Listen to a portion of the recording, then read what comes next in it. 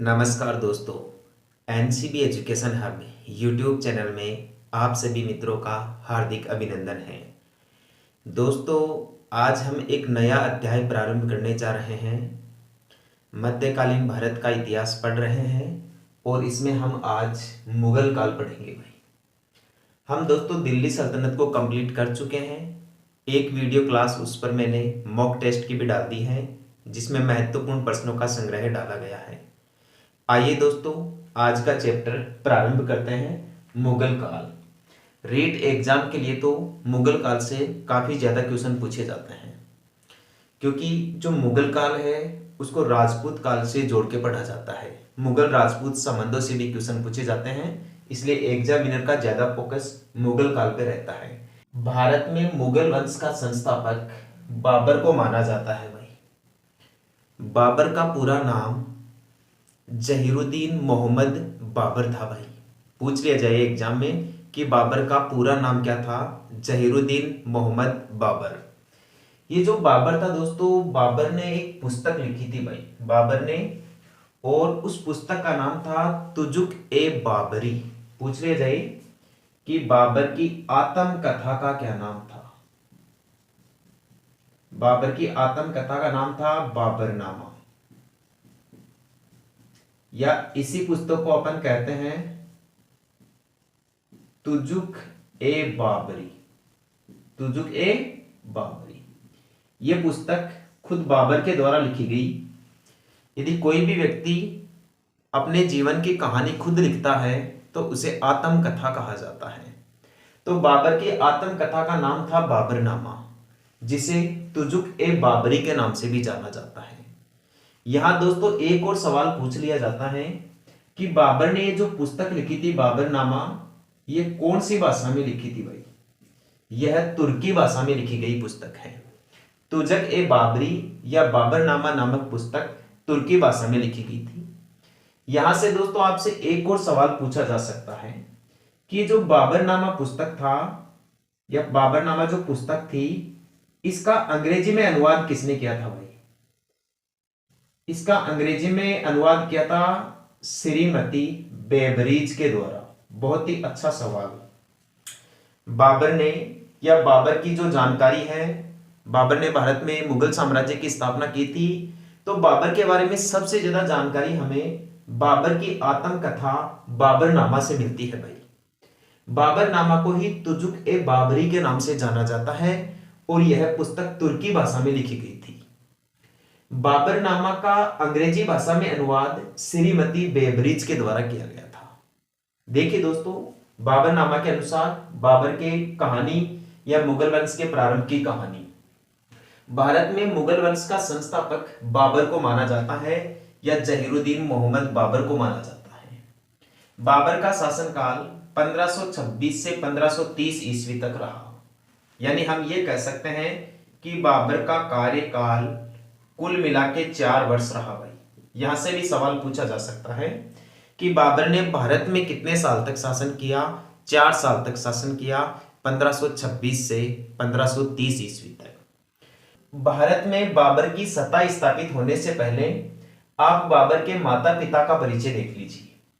बाबर के पिता का नाम था उमर शेख। बाबर के पिता का नाम था उमर शेख, और इसकी माता का नाम था कुतलिग निगार खान। कुतलिग निगार खान इसकी माता का नाम था और उमर शेख इसके पिता का नाम था। बाबर अपने पिता की तरफ से तैमूर लंग का वंशज था।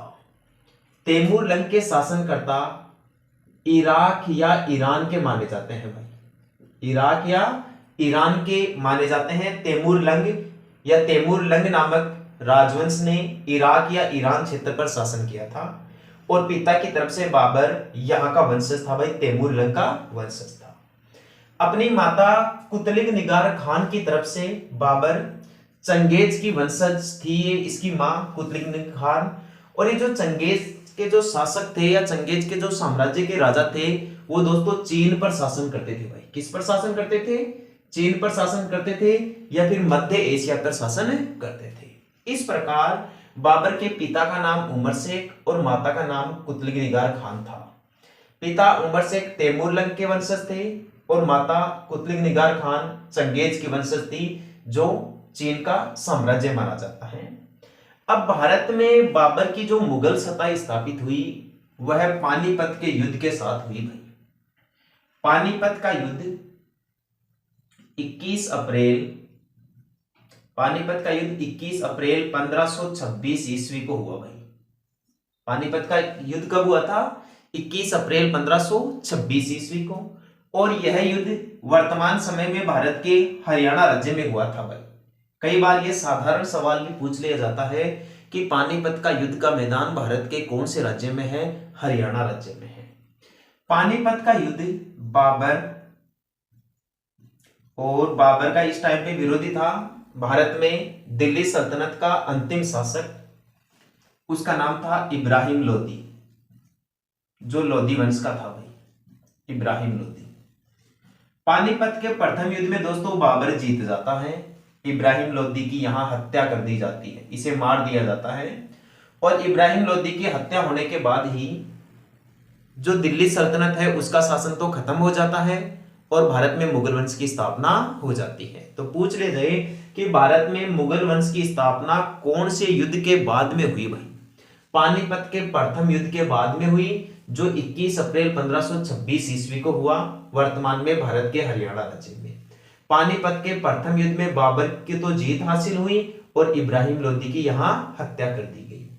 ये जो बाबर था ना दोस्तों, इस बाबर को भारत में आने का जो निमंत्रण है वो एक तो इब्राहिम लोदी का भाई था भाई, महमूद लोदी, उसने दिया था। और एक पंजाब का शासक था भाई जिसका नाम था दौलत खान। दौलत खान और आलम खान, महमूद खान नहीं था दोस्तों, वो आलम खान था जो इब्राहिम लोदी का चाचा बताया जाता है। तो इब्राहिम लोदी के चाचा आलम खान और पंजाब के शासक दौलत खान, इन दोनों ने मिलकर बाबर को भारत पर आक्रमण करने का न्योता दिया था, क्योंकि वो दोस्तों इस इब्राहिम लोदी को भारत में दिल्ली सल्तनत के पद से हटाना चाहते थे। उनको ये पता नहीं था कि अपन जिस सांप को दूध पिला रहे हैं वो ही अपने को डस जाएगा। यानी इब्राहिम लोदी के विरुद्ध बाबर को बुलाया तो था भाड़े पर, किराए पर, लेकिन बाबर खुद यहां आके राजा बन गया भाई। इसने यहां सत्ता स्थापित कर ली। ठीक है दोस्तों, तो इस प्रकार भारत में मुगल वंश की स्थापना हुई भाई। ये जो पानीपत का प्रथम युद्ध था, इस युद्ध में बाबर ने सबसे पहले तुलगमा युद्ध पद्धति का प्रयोग किया। ये जो पानीपत का युद्ध हुआ भारत में बाबर का इब्राहिम लोदी के विरुद्ध, इससे पहले की बाबर की थोड़ी जानकारियां देख लीजिए। यानी पानीपत के युद्ध से पहले भी बाबर ने यहां अनेक आक्रमण कर दिए थे भाई भारत में। और बाबर का एक बार शासनकाल देख लीजिए। बाबर देखा जाए तो कुल मिलाकर 3 जगह का शासक बनता है भाई, 3 जगह का राजा बनता है। बाबर सबसे पहले राजा बनता है फरगना का। कहां का बनता है भाई? फरगना का शासक बनता है। और फरगना में ये राजगद्दी पर बैठा था 1494 ईस्वी में। केवल 14 वर्ष की उम्र में राजा बना था। ये सवाल पूछा जा सकता है कि बाबर किस वर्ष की अल्प आयु में शासक बना था? 14 वर्ष की अल्प आयु में शासक बना था बाबर। और बाबर का पहली बार राज्याभिषेक 1494 ईस्वी में फरगना में हुआ था। फरगना की जो राजधानी थी वह दोस्तों अंदीजान थी भाई। फरगना की राजधानी क्या थी? अंदीजान। और यहां बाबर ने 1594 से 1502 ईस्वी तक शासन किया। पहली बार तो बाबर ने यहां शासन किया। बाबर का जो दूसरा शासनकाल प्रारंभ होता है वह काबुल में प्रारंभ होता है भाई। कहां प्रारंभ होता है? काबुल में। काबुल वर्तमान समय में अफगानिस्तान की राजधानी है। काबुल पर बाबर ने 1505 ईस्वी से 1526 ईस्वी तक शासन किया।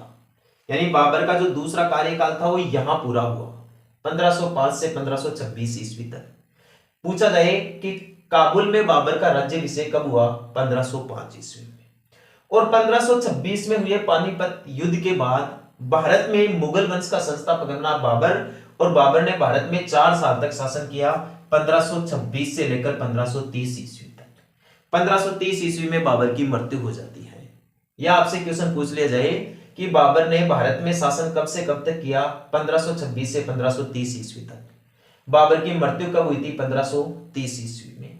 बाबर के प्रारंभिक अभियान देखिए भाई। पानीपत के प्रथम युद्ध से पहले बाबर ने कौन कौन से आक्रमण किए थे? यहां बाबर ने सबसे पहले 1519 में आक्रमण किया था भाई, बाजोर एवं बेहरा का युद्ध।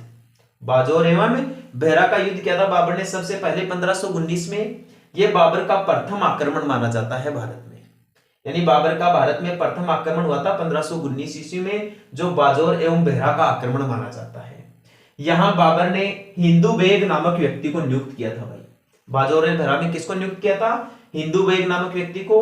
और ऐसा बताया जाता है कि बाबर ने सबसे पहले पानीपत के युद्ध से पहले भी बाबर ने सबसे पहले तोपों का, बंदूकों का और बारूद का यह प्रयोग कहां किया था भाई? बाजोर एवं बेहरा के युद्ध में। पूछ ले जाए कि भारत में मुगल वंश की स्थापना करने से पहले बाबर ने सबसे पहले तोपों और बंदूकों का प्रयोग कहां किया था भाई?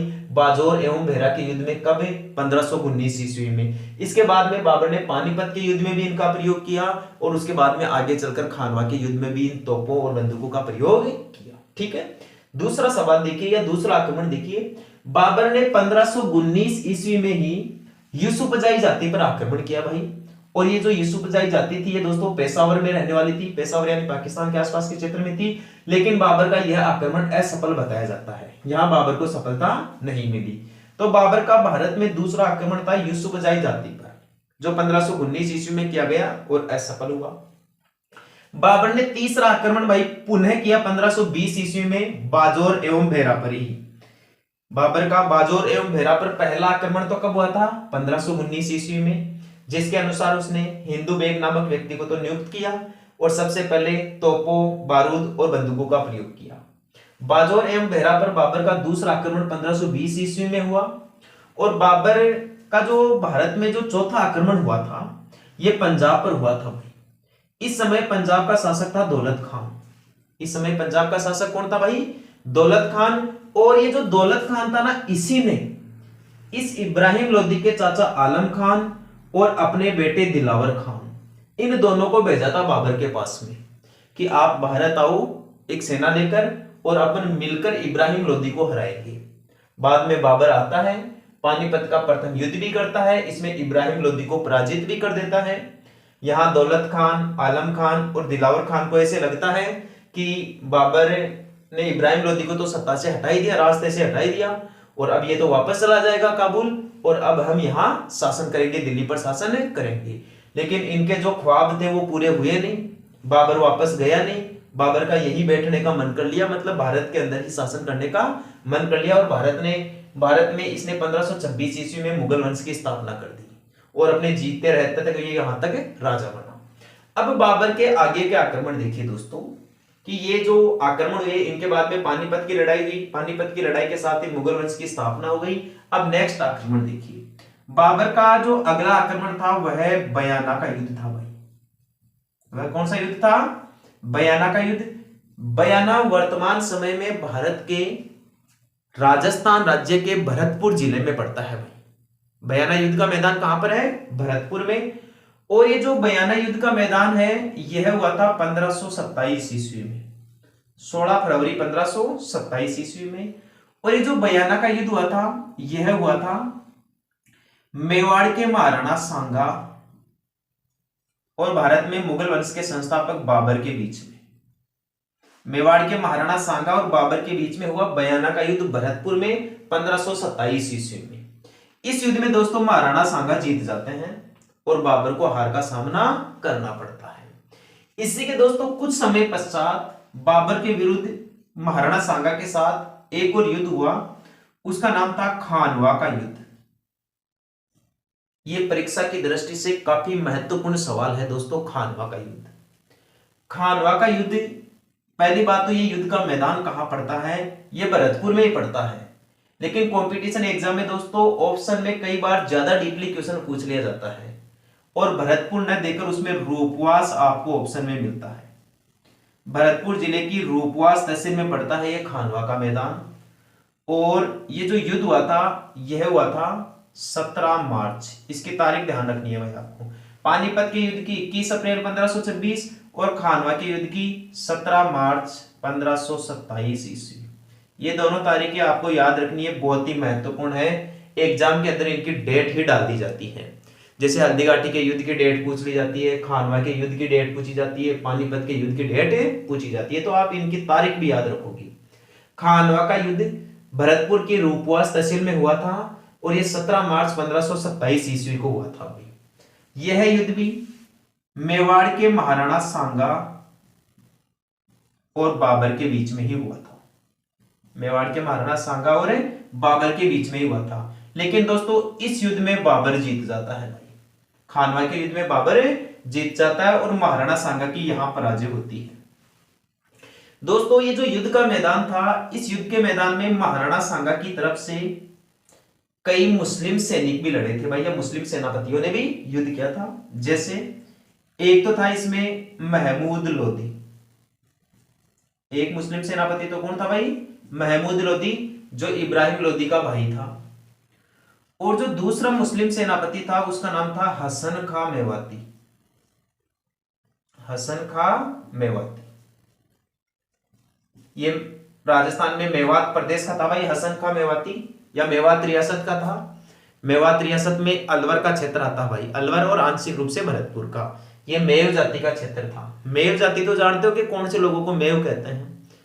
ऐसे हिंदू लोग जिनका धर्म परिवर्तन करके उन्हें मुसलमान बना दिया गया था, उस जाति के लोगों को मेव मुसलमान कहा जाता है। तो मेवात क्षेत्र के हसन खां मेवाती और इब्राहिम लोदी के भाई महमूद लोदी, इन दोनों मुसलमान सेनापतियों ने खानवा के युद्ध में महाराणा सांगा का साथ दिया था। इसके अलावा महाराणा सांगा ने यहां पाती परवन की परंपरा भी निभाई थी भाई। पाती पेरवन, पाती पेरवन क्या होता है भाई? पाती पेरवन का मतलब होता है निमंत्रण पत्र भेजना। महाराणा सांगा ने खानवा के युद्ध के लिए या बाबर को भारत से बाहर वापस निकालने के लिए राजस्थान के सभी राजपूत राजाओं को निमंत्रण पत्र भेजे थे भाई, जिसे इतिहास में पाती पेरवन कहा गया। और महाराणा सांगा ये जो पाती पेरवन की निमंत्रण पत्र की ये जो योजना चलाई थी इन्होंने, इसमें ये सफल भी हुई। महाराणा सांगा के अनुसार कई राजा आए थे भाई इस खानवा के युद्ध में महाराणा सांगा का साथ देने के लिए। जैसे आपको मैं उदाहरण के लिए बताऊं, एक तो आए थे भाई कल्याणमल। ये कल्याणमल बीकानेर से आए थे। कौन सी रियासत से आए थे सेना लेकर? बीकानेर से। इस समय बीकानेर के राजा थे राव जेत सिंह। तो राव जेत सिंह ने अपने बेटे कल्याणमल को एक विशाल सेना देकर खानवा के युद्ध में भेजा, सांगा की मदद करने के लिए और बाबर को भारत से बाहर निकालने के लिए। इसी प्रकार दोस्तों मारवाड़ से सेना लेकर आए थे मालदेव, राव मालदेव राठौड़। ये मारवाड़ से सेना लेकर आए थे। ये राजा तो नहीं थे राव मालदेव, इस समय इनके पिता राव गंगा मारवाड़ यानी जोधपुर के राजा थे। और ऐसा बताया जाता है कि राव गंगा और महाराणा सांगा के मित्रवत संबंध थे। तो अपने मित्र की मदद करने के लिए राव गंगा ने अपने बेटे राव मालदेव के नेतृत्व में एक विशाल सेना भेजी खानवा के युद्ध में बाबर के खिलाफ। इसके अलावा आया था भाई एक मेदिनी राय। एक कौन आया था भाई? मेदिनी राय। मेदिनी राय चंदेरी का राजा था भाई। मेदिनी राय कहां का राजा था? चंदेरी का राजा था। चंदेरी वर्तमान समय में मध्य प्रदेश में पड़ता है। तो ये मेदिनी राय भी महाराणा सांगा का मित्र था। तो महाराणा सांगा के पाती पेरवन की परंपरा के अनुसार खानवा के युद्ध में बाबर के खिलाफ लड़ने के लिए ये भी आ जाता है। एक आता है दोस्तों झाला अज्जा। झाला अज्जा, ये जो झाला अज्जा था ये कठियावाड़ का था भाई। कहां का था? कठियावाड़ का। और एक अजमेर से आता है दोस्तों, उसका नाम था अशोक परमार। अजमेर से कौन आया था भाई? अशोक परमार। ये भी महाराणा सांगा की तरफ से लड़ने के लिए आया था खानवा के युद्ध के मैदान में। और एक दोस्तों महाराणा सांगा के खुद बेटे थे भाई, जिनका नाम था भोजराज। क्या नाम था दोस्तों? भोजराज। भोजराज का इतिहास में दोस्तों कई बार यहां से क्वेश्चन पूछ लिया जाता है राजस्थान के इतिहास में कि भोजराज कौन थे। ये महाराणा सांगा के बड़े बेटे थे भोजराज और मीराबाई के पति थे। मीराबाई जिन्हें राजस्थान की राधा कहा जाता है, उस मीराबाई के पति थे भाई भोजराज। ठीक है। और भोजराज खानवा के युद्ध में अपने पिता की तरफ से लड़ते हुए वीरगति को प्राप्त हो जाते हैं। इस प्रकार महाराणा सांगा ने बाबर के खिलाफ खानवा का युद्ध लड़ने के लिए राजस्थान के ज्यादातर राजपूत राजाओं को एकत्रित करने का प्रयास किया। और इन्होंने पाती पैरवन या निमंत्रण पत्र की परंपरा निभाई जो सफल भी हुई। इसके अनुसार दो तो मुस्लिम सेनापतियों ने महाराणा सांगा का साथ दिया था, एक तो इब्राहिम लोदी के भाई महमूद लोदी ने और एक हसन खां मेवाती ने जो मेवात का शासक था। बीकानेर से कल्याणमल सेना लेकर आया था जो राव जेतसी का बेटा था। मारवाड़ से मालदेव सेना लेकर आया था जो राव गांगा का बेटा था। चंदेनेरी से मेदिनी राय आया था। कठियावाड़ से झाला अज्जा आया था। एक अजमेर से अशोक परमार आया था और एक महाराणा सांगा का बड़ा बेटा भोजराज इस युद्ध में सांगा की तरफ से लड़ा था, जिसकी युद्ध के मैदान में मृत्यु हो जाती है।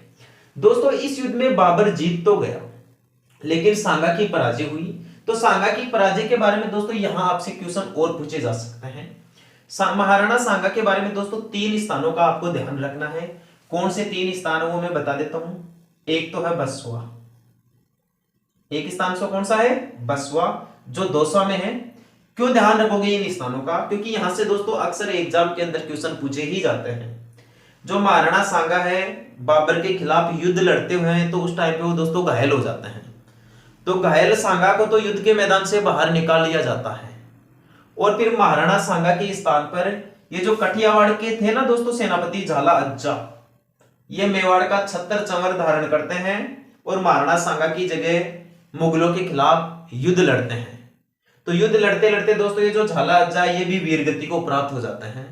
तो यहां से सवाल ये जरूर पूछा जाता है कि जब महाराणा सांगा युद्ध के मैदान में घायल हो जाते हैं तो उनके स्थान पर मेवाड़ का छत्र चंवर धारण करके मुगलों से युद्ध कौन लड़ता है भाई, झाला अज्जा लड़ता है। ऐसा मेवाड़ के इतिहास में 2 बार किया जा चुका है। एक बार तो तब जब महाराणा सांगा की जगह झाला अज्जा को छत्र चंवर धारण करना पड़ा, यानी इस युद्ध में 17 मार्च 1527 को खानवा के युद्ध में। और एक बार दोस्तों हल्दी घाटी के युद्ध में भी ऐसा हुआ था। हल्दी घाटी के युद्ध में जब चेतक महाराणा प्रताप का घोड़ा घायल हो जाता है तो उस टाइम पे दोस्तों महाराणा प्रताप को भी युद्ध से बाहर जाना पड़ता है। तो महाराणा प्रताप की जगह भी मेवाड़ का छत्र चंवर धारण करके झाला बीदा यानी मान सिंह मुगलों के खिलाफ युद्ध लड़ता है या मुगलों की सेना के साथ युद्ध करता है। तो उस समय दोस्तों वो तो थे झाला बीदा मान सिंह जो हल्दी घाटी के युद्ध में लड़ते हैं छत्र चंवर धारण करके, और ये थे दोस्तों झाला अज्जा जो महाराणा सांगा की जगह छत्र चंवर धारण करके मुगलों के खिलाफ युद्ध लड़ते हैं। तो दोनों के बारे में आप जरूर ध्यान रखना। यहां दोस्तों जब महाराणा सांगा घायल हो जाते हैं तो घायल सांगा को बसवा ले जाया जाता है भाई। बसवा वर्तमान समय में राजस्थान के दौसा जिले में है और यहां घायल सांगा का इलाज किया जाता है। बसवा के बाद में दोस्तों घायल सांगा को लेके जाता है दोस्तों इरीच स्थान पर। कौन सी स्थान पर? इरीच स्थान पर। और ये इरीच स्थान वर्तमान समय में भारत के मध्य प्रदेश राज्य में है भाई। इस इरीच स्थान पे क्या किया गया था भाई, इरीच स्थान पर जब महाराणा सांगा नहीं माने कि मैं तो युद्ध करूंगा किसके साथ भाई, बाबर के साथ, बाबर को मैं पराजित करना चाहता हूं या बाबर को भारत से बाहर निकालना चाहता हूं। उस समय दोस्तों जो महाराणा सांगा थी इसके जो सैनिक थे, सामंत थे या जो सरदार थे, उनका मनोबल टूट चुका था भाई कि हमें बाबर की इस विशाल सेना को इस प्रकार के अपने हथियारों से पराजित नहीं कर सकते, क्योंकि दोस्तों बाबर के पास में तो पतली तलवारें थी, वो घोड़ों पर युद्ध कर रहे थे, जबकि मेवाड़वासी भारी तलवारों से हाथियों पर युद्ध कर रहे थे। बाबर की सेना के पास में तो दोस्तों तोपें थी, बंदूकें थी, उसने बारूद का प्रयोग किया था, तुलगमा युद्ध पद्धति का प्रयोग किया था, जिसके सामने मेवाड़ की सेना के शासक टिक नहीं पाए भाई। ठीक है दोस्तों, तो इस प्रकार महाराणा सांगा के जो सरदार थे, सैनिक थे, वो युद्ध नहीं करना चाहते थे आगे। लेकिन जब ये महाराणा सांगा नहीं माने तो मध्य प्रदेश के इस इरीच स्थान पर महाराणा सांगा को साथी सरदारों ने जहर दे दिया। जहर दे देने के कारण आगे एक और स्थान का आपको ध्यान रखना है, कालपी स्थान का। यह कालपी स्थान वर्तमान समय में भारत के मध्य प्रदेश राज्य में ही है। इस कालपी स्थान पर महाराणा सांगा का देहांत हो जाता है भाई। सवाल पूछा जाता है कि महाराणा सांगा का देहांत कौन से स्थान पर हुआ था? कालपी मध्य प्रदेश में। साथियों ने जहर कहां दिया था? इरीच मध्य प्रदेश में। घायल सांगा का इलाज किसने कहां किया गया था? बसवा दौसा में। सांगा के घायल हो जाने पर उसकी जगह युद्ध किसने किया था? झाला अज्जा ने, जो कठियावाड़ का सेनापति था या कठियावाड़ का शासक था। एक स्थान और ध्यान रखना दोस्तों आपको, मांडलगढ़। मांडलगढ़ भीलवाड़ा में है भाई। मांडलगढ़ कहां पर है? भीलवाड़ा में। जब महाराणा सांगा की मृत्यु हो जाती है तो मृत्यु हो जाने के बाद महाराणा सांगा का अंतिम संस्कार मांडलगढ़ भीलवाड़ा में किया जाता है। अतः महाराणा सांगा का जो समाधि स्थल है, जो स्मारक है, वह भी मांडलगढ़ भीलवाड़ा में है। वो भी कहां पर है? मांडलगढ़ भीलवाड़ा में। तो दोस्तों ये कहानी तो थी महाराणा सांगा की इस खानवा के युद्ध को लेकर कि इनके बारे में ये इतने प्रकार के क्वेश्चंस पूछे जा सकते हैं। अब यहां देखिए दोस्तों कि इस युद्ध में बाबर क्यों जीत गया भाई? ऐसे क्या विशिष्ट कारण थे जिसके कारण बाबर को इस युद्ध में जीत मिली? बाबर को दोस्तों जीत मिलने के कई कारण थे। जैसे पहला कारण तो था तुलगमा युद्ध पद्धति। तुलगमा युद्ध पद्धति ये बाबर की एक युद्ध करने की योजना होती थी भाई, एक प्लानिंग होती थी जिसे तुलगमा युद्ध पद्धति कहा गया। बाबर ने सबसे पहले तुलगमा युद्ध पद्धति का प्रयोग पानीपत के युद्ध में किया था भाई। कहां किया था? पानीपत के युद्ध में। और जब खानवा के युद्ध में भी इसने तुलगमा युद्ध पद्धति का प्रयोग किया था, वो बाबर की ये जो तुलगमा युद्ध पद्धति है यह सफल हुई और इसी युद्ध पद्धति के कारण महाराणा सांगा को बाबर की सेना मात दे सकी भाई, या हरा सकी। तुलगमा युद्ध पद्धति में होता क्या है दोस्तों कि इसमें इस प्रकार से युद्ध किया जाता है, जैसे छोटा सा बता देता हूं मैं। जैसे मान लीजिए ये इधर महाराणा सांगा की सेना है और इधर बाबर की सेना है, तो बाबर आगे कुछ सैनिकों को रखता था और खुद पीछे होता था और अपने पास में कुछ सैनिकों की रिजर्व टुकड़ियां रखता था। जब ये सेनाएं आपस में टकराने लग जाती थी या आपस में युद्ध करने लग जाती थी, तो ये जो बाबर क्या करता था, इन सैनिकों को इधर पीछे से भेज देता था कि इनको घेर सके, महाराणा सांगा की सेना को या शत्रु की सेना को आसानी से घेर सके। तो ये चारों तरफ से घेराव करके ये शत्रु सेना को अपने अधीन कर लेते थे या अपना जो युद्ध था वो अपने जीत के पक्ष में कर लेता था बाबर, और इसी युद्ध पद्धति को तुलगमा युद्ध पद्धति कहा गया। तो तुलगमा युद्ध पद्धति भी बाबर को खानवा का युद्ध जिताने में मदद करती है। इसके अलावा बाबर खानवा के युद्ध में जीत गया, इसका कारण था दोस्तों तमगा कर। तमगा कर की समाप्ति। बाबर ने युद्ध के मैदान में ही घोषणा कर दी थी कि मैं तमगा कर नहीं लूंगा, यह तमगा कर को समाप्त कर दूंगा। तमगा कर एक व्यापारिक कर होता था जो बाबर अपने मुसलमानों से लेता था। तो बाबर ने कह दिया था भाई मैं आपसे किसी प्रकार का कोई व्यापारिक कर नहीं लूंगा या तमगा कर नहीं लूंगा। तो इसके कारण भी सैनिकों में विशेष जोश आया और उन्होंने खानवा के युद्ध में जीत दिलाई, महाराणा इसको बाबर को जीत दिलाई। तीसरा जो मुख्य कारण था वो था दोस्तों कि बाबर ने यहां तोपखाने का प्रयोग किया भाई। किसका प्रयोग किया? तोपखाने का प्रयोग किया, बंदूकों का प्रयोग किया और दोस्तों इसने गोला बारूद का प्रयोग किया। जबकि मेवाड़ के शासकों के पास में या फिर जो मेवाड़ की सेना थी उसके पास में किसी प्रकार का कोई तोपखाना नहीं था। तो बाबर के तोपखाने के सामने मेवाड़ की सेना टिक नहीं पाई और बाबर को इस युद्ध में जीत मिली। चौथा जो सबसे बड़ा कारण था वो था दोस्तों बाबर ने ये जो युद्ध था इस युद्ध को दोस्तों जिहाद का नाम दिया भाई, या बाबर ने युद्ध जीतने के बाद जिहाद की घोषणा की। जिहाद का मतलब होता है दोस्तों धर्म युद्ध या धर्म युद्ध। जिहाद का मतलब क्या होता है? धर्म युद्ध। इसका मतलब होता है दोस्तों इस्लाम की जीत होना या धर्म की जीत होना। तो धर्म के नाम पर भी बाबर ने कहा कि यदि आप इस्लाम है, आप इस्लाम धर्म को मानते हैं या आप अपने धर्म को जिताना चाहते हैं तो आपको इस युद्ध में जीतना होगा। तो जिहाद की घोषणा करने के कारण या जिहाद का नारा देने के कारण भी बाबर के सैनिकों का मनोबल बढ़ा और उन्होंने युद्ध में बहादुरी का परिचय दिया। जो पांचवा बड़ा कारण माना जाता है वो यह है कि युद्ध जीत जाने के बाद में बाबर ने गाजी की उपाधि धारण की भाई। किसकी उपाधि धारण की? गाजी की उपाधि धारण की। गाजी का मतलब होता है धर्म योद्धा। गाजी का मतलब क्या होता है? धर्म योद्धा या फिर काफिरों का नाश करने वाला, काफिरों का नाश करने वाला।